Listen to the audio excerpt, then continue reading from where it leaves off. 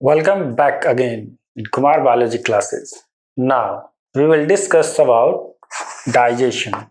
जैसा कि हम लोगों ने पिछले वीडियो में या क्लास में हम लोगों ने कंप्लीट किया था, तो उसमें हम लोगों ने कंप्लीट किया डाइजेस्टिव सिस्टम को और जो भी कंपोनेंट्स है, their structures and different parts of the elementary canal and the digestive glands and hormones, digestive hormones, सभी चीजों के मैकेनिज्म को हम लोगों ने समझा. Now let us study about the complete digestion. Digestion जो है, beginning of the digestion and the complete digestion. So digestion begins where? From the elementary canal, from the oral cavity. Digestion begins from the oral cavity और the बगल cavity. जो digestion की प्रक्रिया है वो हमारे बगल कैविटी से शुरू होती है और कंप्लीट डाइजेशन जो होगा वो हमारे स्मॉल इंटेस्टाइन में होगा. तो देखते हैं बारी बारी से कहां पर कौन कौन से मेजर स्टेप्स आते हैं and what are different hormones involve in this process. So digestion where? Buccal cavity. तो हमें पता है बगल कैविटी में जो दो तरीके से डाइजेशन की प्रक्रिया यहाँ होगी. एक तो फिजिकल डाइजेशन होगा. फिजिकल डाइजेशन में क्या हम करेंगे? Churning of the food, crush the food with the help of teeth, in which our muscular structure tongue help in a proper mixing with the saliva. तो यहाँ पे क्या है कि उसको हम लोग चबाते हैं and food further transform into the bolus. वो बोलस के रूप में परिवर्तित कर दिए जाते हैं. तो एक फिजिकल चेंज आता है वहां पे कि भोजन को क्या किया जाता है? टुकड़ा टुकड़ा में तोड़ा जाता है टीथ की मदद से. तो फिजिकल चेंज है. लेकिन जो डाइजेशन की प्रक्रिया है वो फिजिकल के साथ में केमिकल भी चेंज है. केमिकल चेंज हमें पता ही, हमने पढ़ रखा होगा कि chemical change means that any new substance formed. तो फिजिकल चेंज में केवल अपीयरेंस चेंज होता है, कोई नए सबस्टेंस नहीं बनते हैं. लेकिन यहाँ दोनों प्रक्रिया साथ साथ में हो रही है, physical and chemical change. So chemical change take place with the help of enzymes. तो बिना समय गंवाए हम लोग सीधे टू द पॉइंट पे आते हैं कि क्या कुछ यहाँ प्रक्रिया हो रही है. तो यहाँ पे जो सेक्रेशन हो रहा है सलिवरी ग्लैंड से, सलाइवा का सेक्रेशन हो रहा है. और वो सलाइवा में कंटेंट क्या है? तो उसमें बाइकार्बोनेट है जो कि फूड को न्यूट्रलाइज कर देता है. एसिडिक अल्कलाइन है तो उसको न्यूट्रलाइज कर देगा. उसके बाद में हम क्या देख रहे हैं? तो इसमें एंजाइम्स पाए जा रहे हैं, म्यूकस पाया जा रहा है. तो म्यूकस जो है फूड को सफ्टेन बनाने में ये योगदान देता है. अधिकांश भाग जो इसका होगा made up of the water. तो भोजन को soften the food and transform into the bolus. तो म्यूकस वहां पे उसको सॉफ्ट करने में और बनाने में और मदद करता है. उसके बाद में जो बाइकार्बोनेट्स हैं वो इसके मीडियम को, फूड के मीडियम को न्यूट्रलाइज करते हैं. और जो डाइजेस्टिव एंजाइम है, तो डाइजेशन यह सबसे पहला जो शुरू होने जा रहा है वो स्टार्च का होगा with the help of salivary amylase और द टाइलिन. दोनों एक ही बात है, आप टाइलिन बोलिए या फिर सिलेवरी एमाइलेज बोलिए. सिलेवरी एमाइलेज या टाइलिन, यहाँ जगह कम है, मैंने एमाइलेज लिखा. सिलेवरी एमाइलेज है तो इसको हम क्या करते हैं? डाइजेस्ट कर दिया स्टार्च को और बना क्या दिया? Maltose. That is why when we eat or chew raw bread, after some time slightly we feel sweet in taste. जब हम किसी सादा रोटी को चबाते हैं तो थोड़े समय के बाद में आप उसको देखिएगा कि मेल्ट जब होगा वो मुंह में तो वो हमें मीठा लगता है. तो मल्टोज क्या है? एक शुगर का टाइप है. ग्लूकोज के दो मॉलिक्यूल्स मिल करके मल्टोज को बनाते हैं. साथ ही साथ इसमें आपको ध्यान ये भी देना होगा कि जितनी भी प्रक्रिया है डाइजेशन की, digestion take place in our digestive system और alimentary canal with the help of digestive enzyme. All the enzymes are also known as the hydrolases. ये सभी एंजाइम को हम लोग हाइड्रोलाइजेज के नाम से जानते हैं. Because water is essential for the hydrolysis of chemical substances. जो भी फूड न्यूट्रिएंट्स हैं इसमें, चाहे वो प्रोटीन हो, चाहे वो कार्बोहाइड्रेट हो, चाहे वो लिपिड हो, उन सबको तोड़ने के लिए वाटर इसेंशियल है. उनके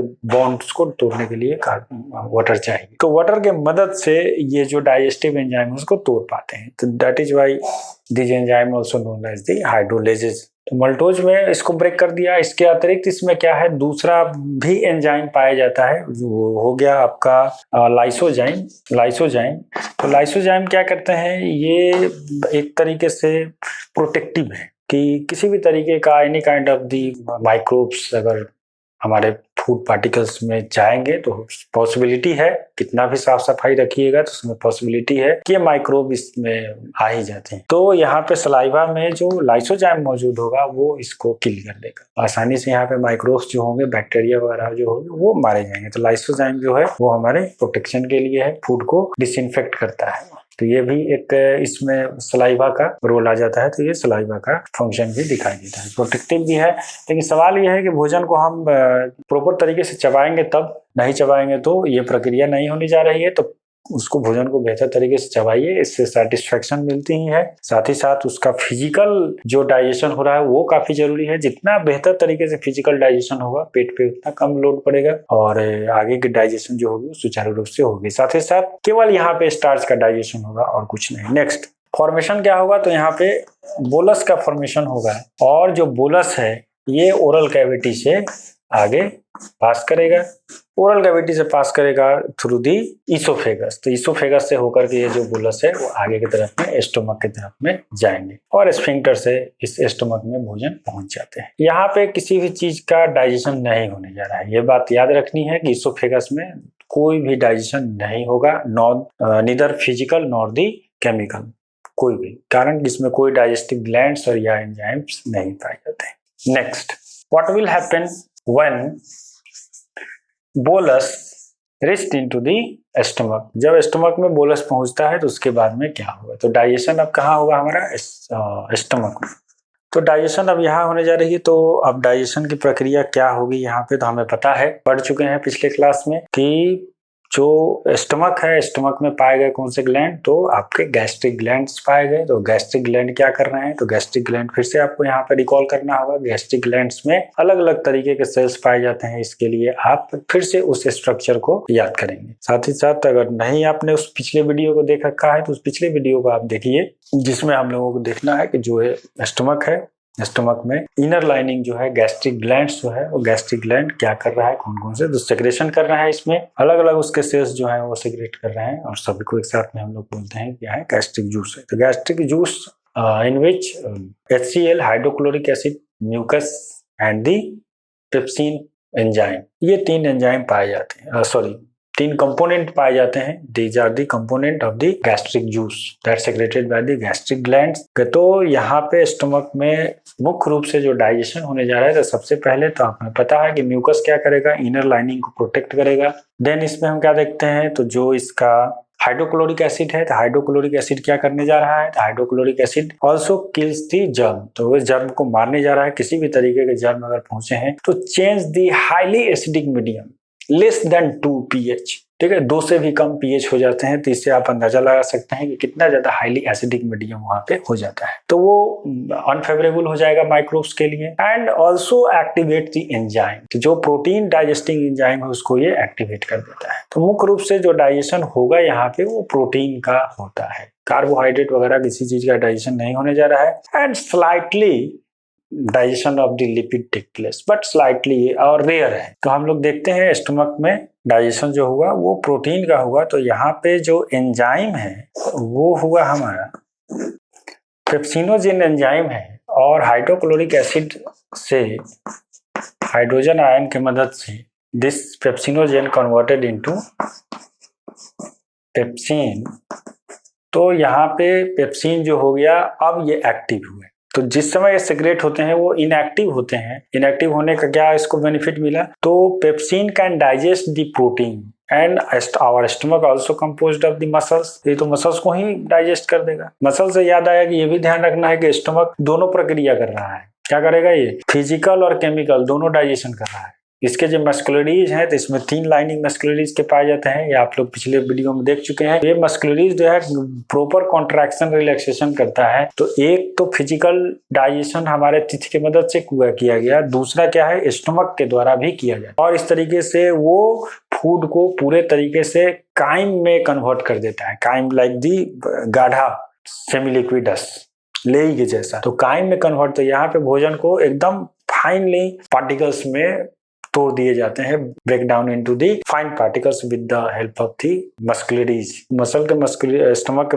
मसल्स के द्वारा प्रक्रिया। तो ये लास्ट है टाइम है जहाँ पर फिजिकल डाइजेशन भी होता है। तो फिजिकल डाइजेशन के बाद में ये प्रोटीन को डाइजेस्ट करने के लिए तो ये पेप्सिनोजेन के रूप में इनएक्टिव फॉर्म में होते हैं, ये किसी प्रोटीन को डाइजेस्ट नहीं कर सकते हैं। इस कारण से ये एक तो म्यूकस का लाइनिंग है जो कि स्टमक के लाइनिंग को प्रोटेक्ट करता है, और दूसरा क्या है तो पेप्सिनोजेन भी अगर सेक्रेट हो रहा है तो किससे कुछ भी डैमेज होने नहीं जा रहा है। हाइड्रोक्लोरिक एसिड जब रिलीज होगा तो यहाँ से ये पेप्सिनोजेन एक्टिवेट होते हैं और पेप्सिन में कन्वर्ट करते हैं। देन ये तो हो गया एंजाइम। नेक्स्ट क्या हो गया हमारा, यहाँ पे आ गया हमारा प्रोटीन। अब प्रोटीन जो है ये पेप्सिन के मदद से टूटेगा, पॉलीपेप्टाइड्स, प्रोटीओसेजेज, पेप्टॉन्स।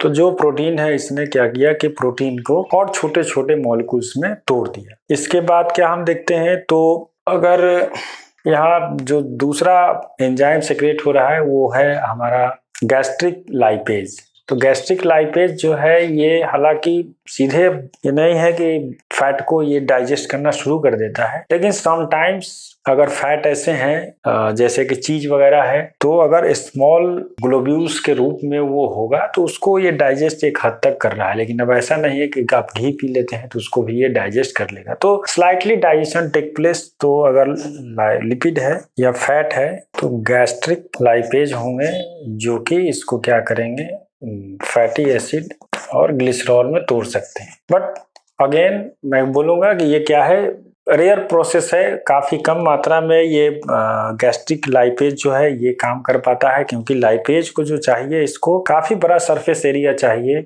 और काफी फाइन ग्लोब्यूल्स चाहिए, और फैट के बड़े ग्लोब्यूल्स पे ये काम करने नहीं जा रहा है। तो काफी कम ही मात्रा में ये ऐसी स्थिति हो पाती है। अगर फैट हमारे स्टमक में वैसे फाइन पोजिशन में पहुंचते हैं तब कहीं ये हो सकता है, अन्यथा नहीं हो सकता है। तो रेयर केस है, उस हालात में फैट चीज वगैरह जो होते हैं उसमें इस टाइप के फैट पाए जाते हैं जिसको भी ये डाइजेस्ट कर सकते हैं, अन्यथा नहीं ही होती है। तो ये हो जाते हैं हमारे डाइजेशन इन स्टमक। इसके बाद जो फूड पार्टिकल है वो फिजिकली भी तोड़ा जा चुका है फाइन पार्टिकल्स में, और इस तरीके से बन क्या गया है तो काइम। यहाँ भोजन बन क्या गया तो यहाँ भोजन बन गया, वो हो गया आपका काइम। इस तरीके से जो काइम होंगे ये लेई के जैसा होगा, सेमी लिक्विडस होगा। तो स्टमक में एक दूसरा भी डाइजेशन होगा मिल्क प्रोटीन का, जिसे हम लोग केसिन बोलते हैं। केसिन को तोड़ने के लिए जो स्टमक में प्रोटीन डाइजेस्टिंग एंजाइम है वो रेनिन है, लेकिन रेनिन दरअसल में जो रिलीज किए जाते हैं in the form of prorennin होता है, और प्रोरेनिन जो है ये डायरेक्ट ये फिर से जैसे पेप्सिन रहा तो पेप्सिनोजेन के रूप में रहा जो एक्टिव नहीं, तो ये भी एक्टिव नहीं होते हैं। तो फिर से ये जो हाइड्रोक्लोरिक एसिड से ये हाइड्रोजन आयन को लेते हैं और जिस कारण से ये रेनिन में चेंज कर देगा। अब रेनिन क्या करेगा, अब इस केसिन पे एक्ट करेगा। अब इस तरीके से जो केसिन है ये डाइजेस्ट होगा, और इस तरीके से ये जो केसिन है ये बना देते हैं curd like structure. Casein that is the soluble in milk. ये जो प्रोटीन है मिल्क में सोल्यूबल होता है, लेकिन इसको डायरेक्ट डाइजेस्ट किया जाना संभव नहीं हो पाता है प्रोटीन को डाइजेस्ट करने वाले जो पेप्सिन है उसके द्वारा। तो इस सबसे पहले इसको कन्वर्ट करना जरूरत होता है सॉलिड फॉर्म में। तो यहाँ पे अब रेनिन क्या करेगा तो रेनिन इसको कॉर्ड के रूप में कन्वर्ट कर देगा, तो थक्का के तरीके से जम जाएगा। Now it can be digested. इसी से दूध पीने से लगेगा कि पेट भर गया, तो वही कहानी है। तो केसिन अब इसको क्या करेगा, इनसॉल्युबल कैल्शियम साल्ट में चेंज करेगा और कॉर्ड का निर्माण करता है। नाउ दिस कॉर्ड और इनसॉल्युबल कैल्शियम साइड जो बना साल्ट, अब इसको क्या किया जाएगा, फिर से यहाँ पे पेप्सिन काम करेगा और इसको तोड़ करके वो पॉलीपेप्टाइड में चेंज कर देता है। तो ये ओवरऑल प्रक्रिया हो जाती है हमारे स्टमक की जो डाइजेशन होता है ना। अब हम लोग आगे बढ़ते हैं, digestion in small intestine. So here small intestine that is the duodenum. तो पहला हमारा हो गया डिओडनम में डाइजेशन की प्रक्रिया हो गई। डिओडनम क्या है तो ये काफी क्रूशियल हो जाता है डाइजेशन के लिए, क्योंकि यहाँ पे ओपनिंग होता है किस चीज का तो बाइल जो गॉल ब्लेडर से आ रहे हैं, तो गॉल ब्लेडर का जो बाइल डक्ट है उसका ओपनिंग है, और इसके बाद में जो हम देख रहे हैं कि यहाँ पे जो पैंक्रियाज है पैंक्रियाज का भी ये ओपनिंग हो जाता है, आपको याद होगा। तो इस तरीके से समझने के लिए है जो हमारे लीवर है और इसका भी ओपनिंग यहीं पे है, गॉल ब्लेडर का बाइल डक्ट, और जो पैंक्रियाटिक डक्ट है इसका भी ओपनिंग है। तो this region called the C shaped region called the what duodenum, यहाँ से हमारा स्टमक हो गया है, तो दिस रीजन कॉल्ड डियोडनम। तो अब जो हम डाइजेशन देखने जा रहे हैं डियोडनम के, तो यहाँ जो भोजन हमारा पहुंचा ये फूड किस टाइप का है, तो काइम इसको हम लोग बोलते हैं। और डियोडनम में जो भोजन पहुंचा है अब क्या है, ये एसिडिक है, तो फर्दर बाइल के द्वारा इसको बना दिया गया चीज अल्कलाइन। इसमें जो साल्ट मौजूद है वो इसको क्या करते हैं, इसको अल्कलाइन बना देते हैं, हाईली अल्कलाइन रीजन हो जाएगा, तो 7 से ज्यादा इसका पीएच हो जाएगा। इसके बाद यहाँ पैंक्रियाटिक जूस है, ये भी इसमें जो साल्ट मौजूद है वो इसको फिर से क्या करता है, अल्कलाइन बना देता है। बाइल में कोई भी एंजाइम्स नहीं पाए जाएंगे, लेकिन सबसे मुख्य घटना जो यहाँ होने जा रही है, that event called the emulsification. ये काफी क्रूशियल है फैट के डाइजेशन के लिए, इमल्सिफिकेशन ऑफ फैट, फैट को इमल्सिफाइड किया जाएगा।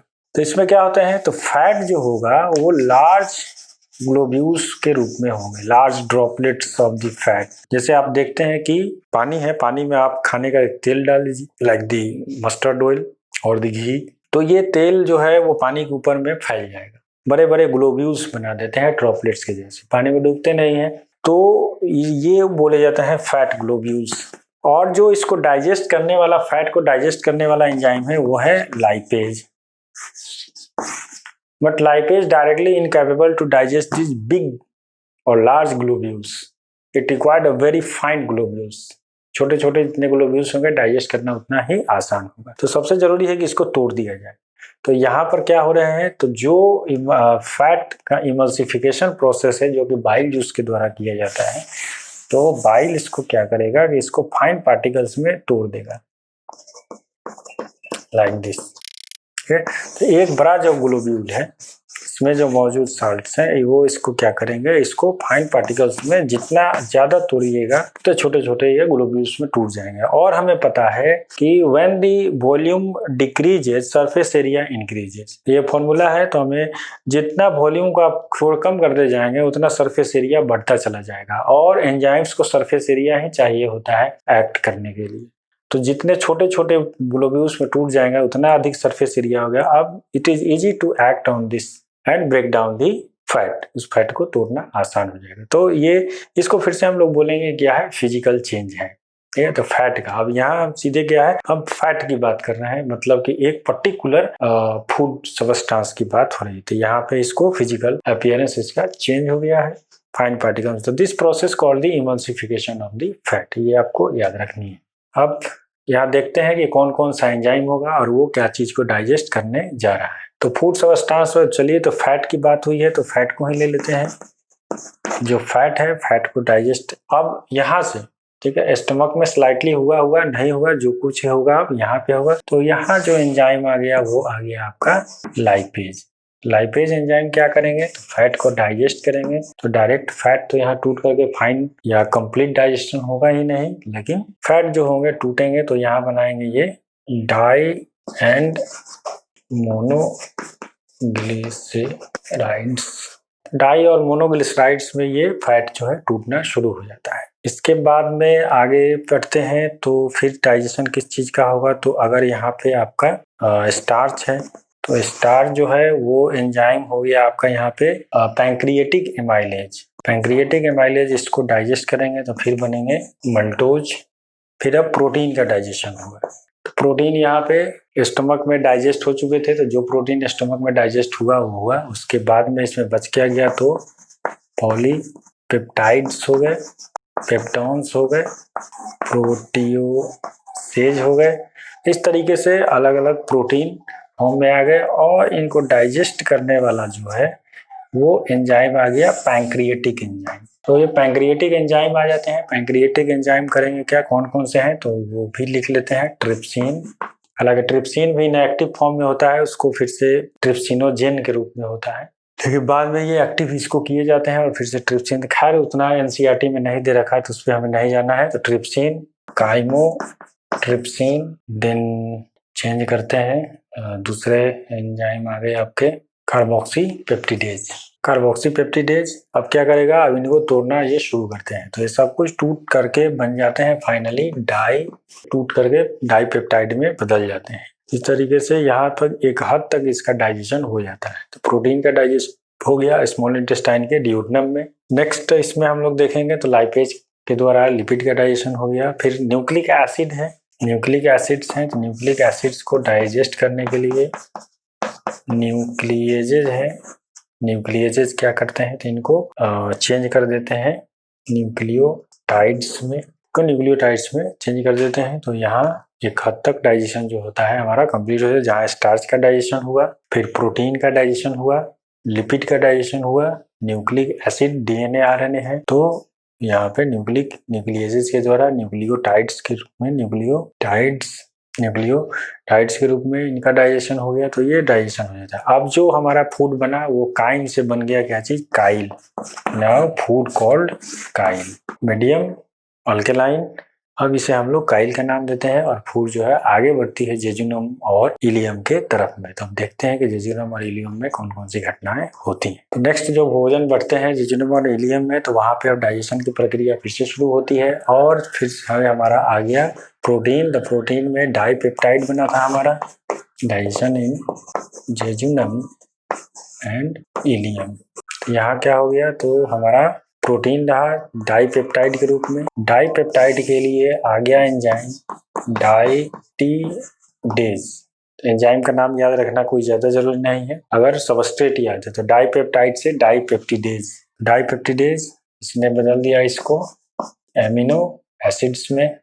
इसके कंप्लीट डाइजेशन हो गए यहाँ पे। फिर क्या था हमारा, तो di and monoglycerides, di and monoglycerides रहे, इनका क्या बन गया, तो इनका बन गया लाइपेज की मदद से, लाइपेज तोड़ दिया इसको, फैटी एसिड्स प्लस ग्लिसरॉल टूट गए ग्लिसरॉल में, एंड है। इसके बाद हमारा आ गया शुगर, शुगर में आ गए मल्टोज रहा, मल्टोज के लिए फिर वही एंजाइम है मल्टेज, इसमें यही बस सिफिक्स लगा देंगे एज, तो मल्टोज मल्टेज बन गए यहाँ पे ग्लूकोज प्लस ग्लूकोज, डाइसैकेराइड से मोनोसैकेराइड ग्लूकोज में चेंज हो गए। शुगर है, शुगर या सुक्रोज जो बोलते हैं, चीनी गन्ने का, सुक्रोज सुक्रेज, तो ये हो गए आपके glucose plus fructose, glucose plus fructose, तो ये हो जाते हैं दोनों के दोनों मोनोसैकेराइड्स। कंप्लीट डाइजेशन हो गया। फिर प्रोटीन का डाइजेशन हो गया, फैट का हो गया लाइपेज से। अब आते हैं तो डीएनए में हमारा न्यूक्लियोटाइड बना था, न्यूक्लियोटाइड, तो इसके लिए न्यूक्लियोटाइडेज और फिर न्यूक्लियोसाइड के लिए न्यूक्लियोसाइडेज, तो बन गए यहाँ पे आपके nitrogenous base and sugar. Sugar में वही, अगर आरएनए से बना हुआ है तो राइबोज टाइप का, और डीएनए से बना है तो डीऑक्सीराइबोज का टाइप का शुगर यहाँ पे बन जाता है। तो इस तरीके से ओवरऑल जो है हमारा कंप्लीट डाइजेशन हो पाता है न्यूक्लियोटाइड्स। नेक्स्ट एक शुगर हम लोगों का छूटा हुआ है, शुगर लैक्टोज। लैक्टोज शुगर के लिए लैक्टेज एंजाइम और टूट करके बन गया ये ग्लूकोज प्लस गैलेक्टोज।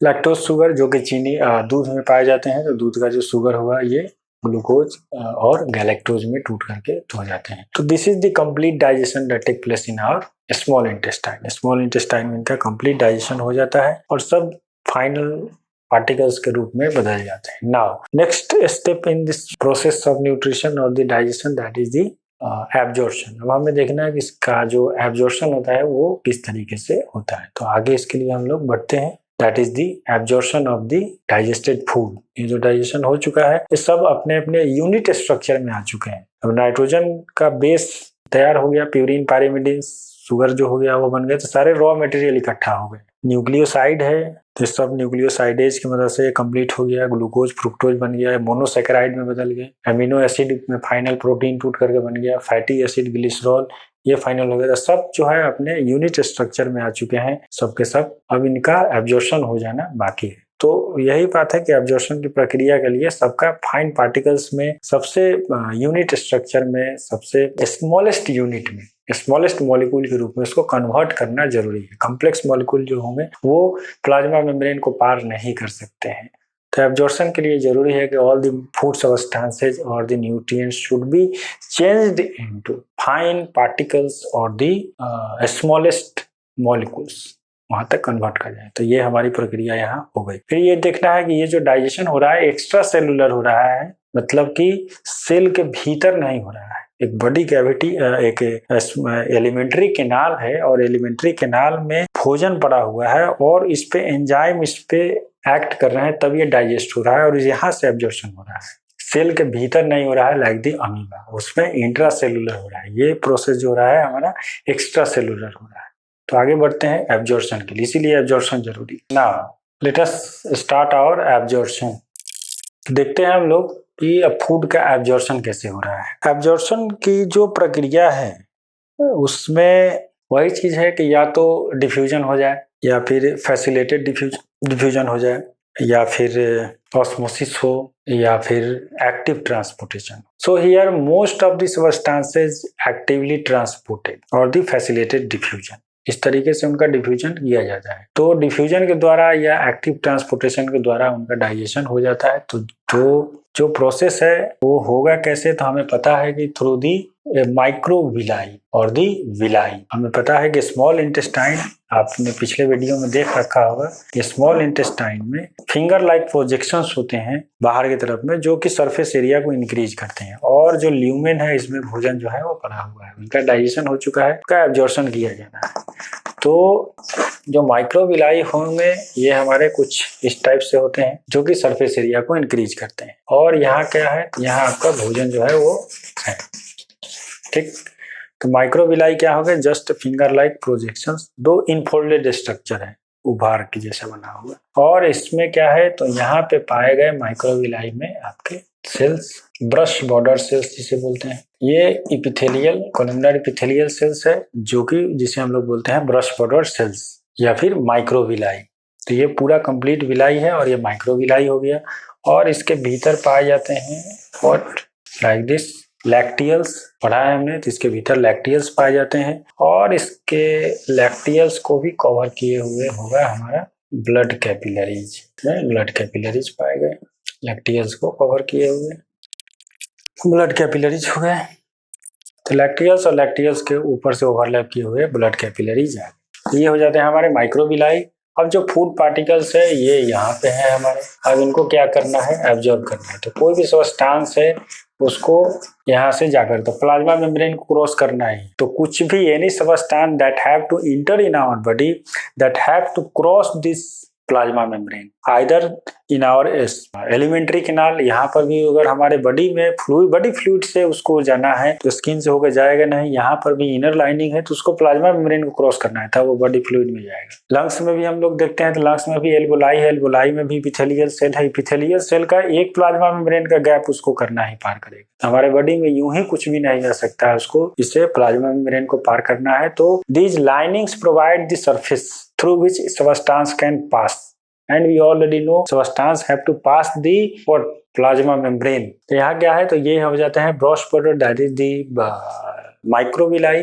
तो ये फिर से सरफेस एरिया को बहुत ज्यादा बढ़ा देता है। अगर वो सीधे इस टाइप से होता इसको इतना ही सरफेस एरिया मिलता, लेकिन वो फिर से ऐसे हो गया तो ये सरफेस एरिया को और ज्यादा इनहेंस करता है। नेचर ने देखिए कितना बेहतर तरीके डिजाइन किया है। Most of the substance that actively transported, glucose है, अमीनो एसिड है, प्रोटीन, तो ये आसानी से ट्रांसपोर्ट होते हैं और वो ब्लड कैपिलरी में चले जाते हैं, इसमें कोई परेशानी नहीं आती है।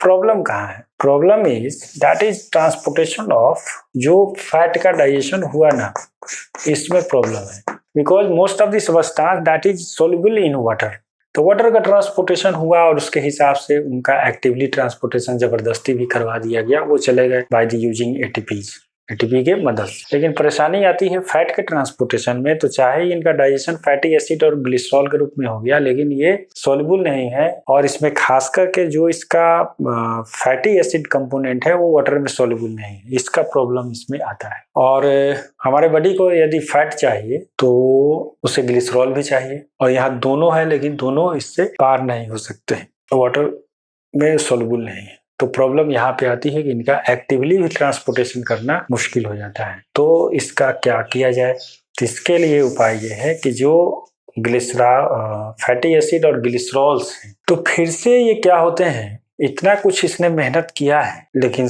बोलिए तो सब मेहनत बेकार गया। क्या हुआ, तो ये फिर से यहाँ पे फैट बना लेते हैं। तो फैट बनाने के लिए क्या होगा, तो एसोसिएशन करना पड़ेगा फैटी एसिड और ग्लिसरॉल का फिर से बाइंडिंग। अब बोलिएगा कि इससे फायदा क्या होगा, फिर ये बाइंड करिए लिया तो फायदा ये हुआ कि हमें यहाँ पे फाइन पार्टिकल्स मिलते हैं, फैट के ग्लोब्यूल्स नहीं मिल रहे हैं, स्मॉलेस्ट फाइन पार्टिकल्स मिल रहे हैं और डाइजेस्टेड फॉर्म में है। ठीक है, तो एक एक मॉलिक्यूल ये बना रहा है। ठीक है, एक एक मॉलिक्यूल बना रहा है। तो स्मॉलेस्ट मॉलिक्यूल जो हमें चाहिए, जो कि प्लाज्मा मेम्ब्रेन को क्रॉस कर सके, वो मॉलिक्यूल हमें मिल रहा है। डाइजेशन का ये एडवांटेज है। तो यहाँ सिंपली समझिए कि जो ग्लिसरॉल और फैटी एसिड होते हैं, ये triglyceride very common edible food fat है, तो जिसमें कि फैटी एसिड के अलग अलग चेन होते हैं। तो कॉमनली इसको डायग्रामेटिकली समझते हैं। अभी जो फैट होता है वो आप इस टाइप से देखते हैं, जिसमें एक हेड दिखाई देता है और एक टेल दिखाई देता है। प्लाज्मा मेम्ब्रेन के भी केस में आपने पढ़ा होगा हेड एंड टेल, जिसमें हम पाते हैं कि जो इसका हेड होता है वो उसको हम लोग बोलते हैं वाटर लविंग, ठीक है, हाइड्रोफिलिक, और जो टेल है इसको बोलते हैं हाइड्रोफोबिक। तो ये पानी के तरफ में जाता है और पानी से दूर भागता है। मान लो कि इसको अगर पानी के सरफेस पे फेंक दिया जाए तो ये पानी के सरफेस के तरफ में आ जाएगा और ये पानी से दूर ऊपर की हो जाएगा, ये रोटेट कर जाएगा, ऐसे हो जाएगा। तो ये पानी से दूर भागता है, इस कारण से इस नेचर से इसको हाइड्रोफोबिक कहा गया और इसको हेड को कहा गया हाइड्रोफिलिक हेड कहा गया। तो ये फिर से डाइजेशन जब हुआ था तो ये फ्री हो गए थे, ये हेड अलग और टेल अलग इस रूप में। तो ये वो चेन होते हैं फैटी एसिड्स के और ये ग्लिसरॉल होते हैं। तो यहाँ एब्जॉर्प्शन के पहले ये फिर से रीअरेंज कर लेगा इस टाइप से। तो ये बना दिया, फिर से डाइग्लिसराइड बना दिया या मोनोग्लिसराइड बना सकता है, एक ही चेन होगा। 3 हो गया तो ट्राइग्लिसराइड हो गया, कुछ भी हो सकता है। तो अब क्या करेंगे ये, तो इसके बाद में इनका फिर से रीअरेंजमेंट ये करेंगे। ये बन तो गया फैटी एसिड से और ग्लिसरॉल से मिलकर के फैट, फिर से ये फैट बना दिया, जैसे डाइग्लिसराइड बना लिया। अब फिर से इनका क्या होगा, सब समूह में मिलेंगे और ये क्या करेंगे, रीअरेंज्ड होंगे। रीअरेंजमेंट अब देखते हैं कि कैसे होता है इनका, रीअरेंज्ड होंगे।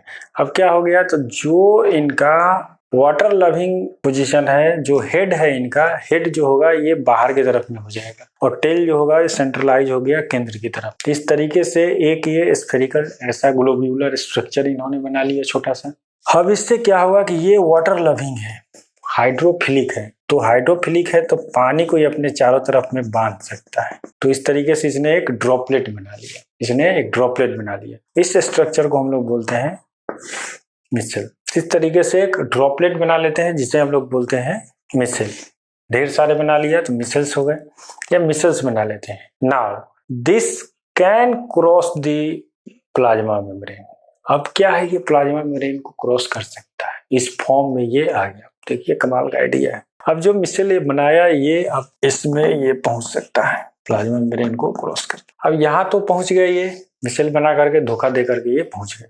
अब इसके बाद क्या होती है, इसके बाद जब ये पहुंचते हैं तो अब इन्हें पहुंचना कहाँ है, तो लैक्टियल्स में पहुंचे या ब्लड कैपिलरी में पहुंचेंगे किसी भैया। तो इस रूप में अभी नहीं जा सकते हैं, यहाँ जाकर के ये वाटर कंटेंट इनके हिसाब से नहीं रहा और ये अब बिखर जाएंगे। तो फिर ये अब आ गए किस रूप में, तो ये हो गए अलग कहानी हो गई इनकी। इस हालात में ये नहीं जा सकते हैं। तो दूसरा अब इनका उपाय क्या है, अब इनको फिर से पहुंचना है। अब इनको कितने प्लाज्मा मेम्ब्रेन को क्रॉस करने हैं, तो अब इसके बाद में एक तो इस ब्रॉस बॉर्डर्ड सेल के प्लाज्मा मेम्ब्रेन को क्रॉस करेगा, फिर या तो इसको ब्लड कैपिलरी के प्लाज्मा मेम्ब्रेन को क्रॉस करना है या फिर इसको क्रॉस करना है लैक्टियल्स के प्लाज्मा मेम्ब्रेन को। तो ऑब्वियसली जो होते हैं कि जो फैट है वो डायरेक्ट ब्लड में नहीं जाता है, यहाँ से ब्लड कैपिलरी में नहीं जाकर के ये इस लैक्टियल्स में जाता है और इसी कारण से लैक्टियल्स का जो अपीयरेंस होता है वो दूधिया कलर का होता है। तो दरअसल में लिम्फ वेसल है, लेकिन इसका जो कलर है वो दूधिया दिखता है फैट के कारण इसमें आते हैं। तो इसके लिए क्या करते हैं कि जो इसने मिसेल का है बनाया हुआ, रीअरेंज जो होते हैं तो फिर से इन पे प्रोटीन का कवरिंग हो जाता है, और जिस कारण से जो कैरियर प्रोटीन है जो एक्टिव ट्रांसपोर्टेशन में सहायक होते हैं वो कैरियर प्रोटीन इनको लेकर के पहुंचते हैं लैक्टियल्स तक। तो ये जो अरेंजमेंट है अब इसको हम लोग क्या बोलते हैं, यहाँ पानी नहीं प्रोटीन मददगार साबित होता है, और जिसे हम लोग बोलते हैं कि ये बना कहाँ, इसमें इस ब्रश बॉर्डर सेल में ये बना लेते हैं, और ये कहे जाते हैं काइलोमाइक्रोन। ये काइलोमाइक्रोन हो जाते हैं। काइलोमाइक्रोन बनने के बाद में now it can transported into the lacteals, तो डायरेक्ट ये फैट लैक्टियल्स में चले जाते हैं, और लैक्टियल्स से जो इनका वेनस सिस्टम है, सॉरी वेनस नहीं लिम्फेटिक सिस्टम है, लिम्फेटिक सिस्टम में ये ट्रेवल करते हैं, और इसके बाद में यहाँ आकर के ये वेनस सिस्टम में मिल जाते हैं, और ये फिर ब्लड फ्लूइड का हिस्सा हो जाते हैं। फिर ब्लड फ्लूइड में जब जाते हैं तो ये इनके प्रोटीनेशियस जो कवरिंग है वो खत्म हो जाता है। इस तरीके से काइलोमाइक्रिन खत्म होगा, और फिर से ये फ्री हो जाएंगे यहाँ पर आकर के, इनका जो फैटी एसिड्स हैं और ग्लिसरॉल है ये फ्री हो जाएगा, और जो डाइजेस्टेड फॉर्म में था वो ट्रेवल कर गया। तो इसको यहाँ से पहुंचने, ब्लड में जाने तक इतना कॉम्प्लिकेटेड इसका प्रोसेस है। इसमें आपको याद क्या रखना है, तो काइलोमाइक्रोन कब क्या हाँ कैसे क्या बना, और मिसल्स क्या होते हैं कब कहाँ कैसे बना, जो कि एनसीईआरटी में दे रखा है, ये समझने वाली बात थी। तो आई होप, एक बच्चे ने कमेंट भी किया था कि inner lining of small intestine clear नहीं हो पाया था, तो inner lining of small intestine यही है आपका कि जो स्मॉल इंटेस्टाइन होते हैं, इस स्मॉल इंटेस्टाइन में ढेर सारे इस टाइप से इनफोल्डेड स्ट्रक्चर पाए जाते हैं, ठीक। और ये बोला जाता है ल्यूमेन, जिसमें कि फूड ट्रेवल करता है, और जो ये इनफोल्डेड स्ट्रक्चर है इसे हम लोग क्या बोलते हैं, विलाई।